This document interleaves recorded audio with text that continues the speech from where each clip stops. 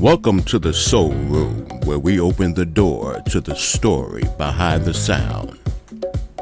Here's the story behind one of the baddest anthems of the 1970s. Willie Hutch, Brothers Gonna Work It Out. Before we get to the song, we gotta talk about Willie Hutch. Willie Hutch wasn't just a singer. He was a songwriter, producer, and guitarist, and one of Motown's most overlooked architects. He wrote for the Jackson 5, he arranged for Marvin Gaye, and he carried a sound that blended raw blues, church soul, and polished Motown orchestration. But in the early 70s, Motown had a new challenge, a growing wave of blaxploitation films that needed powerful soundtracks, movies with grit, movies with street life, movies with soul. And that's where Willie Hutch stepped in. In 1973, Motown was approached to create the soundtrack for a new film, The Mac, a movie about power, poverty, hustlers, community, and survival in Oakland, California. The film needed a sound that matched the streets, gritty, cinematic, emotional, and unforgettable. Motown executives knew exactly who to call. Willie Hutch walked into the studio with a clear vision, cinematic strings to match the film's drama, wah-wah guitar to reflect the streets, heavy bass lines for that funk foundation, flute and orchestral touches for elegance, chant-like hooks that felt like a community talking. Hutch didn't just make the music for the film, he scored its spirit, and at the heart of it all was one track, Brothers Gonna Work It Out.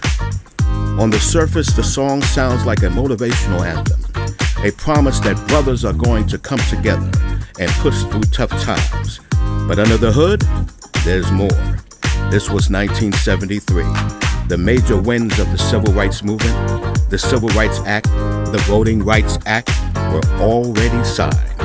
But daily life in black communities still filled with struggle.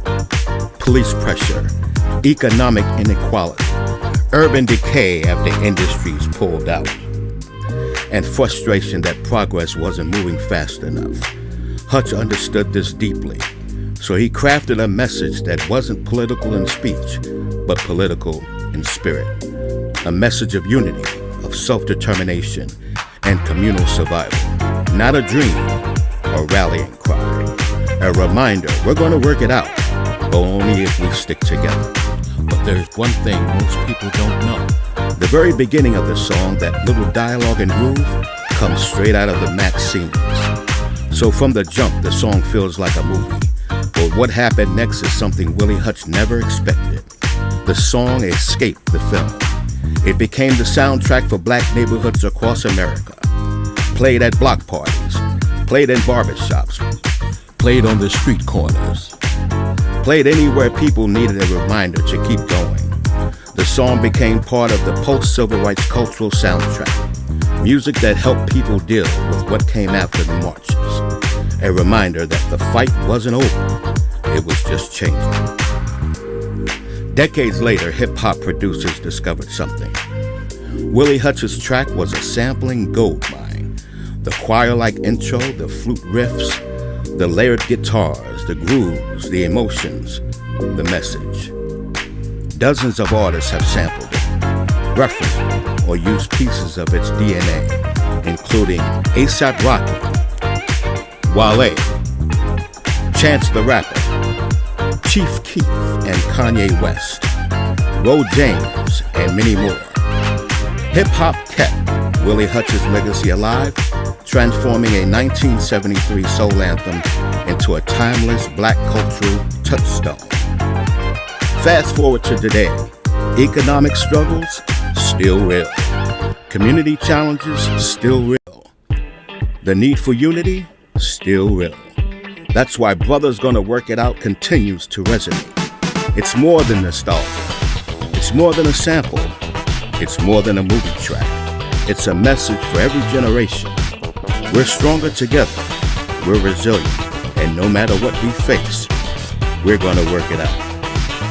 This has been the Soul Room, where every groove has a story, and every story has soul. If you enjoyed this breakdown, hit like, subscribe, and step back into the room with us next time. And remember, in the words of Willie Hutch, brother's gonna work it out. We'll see you later.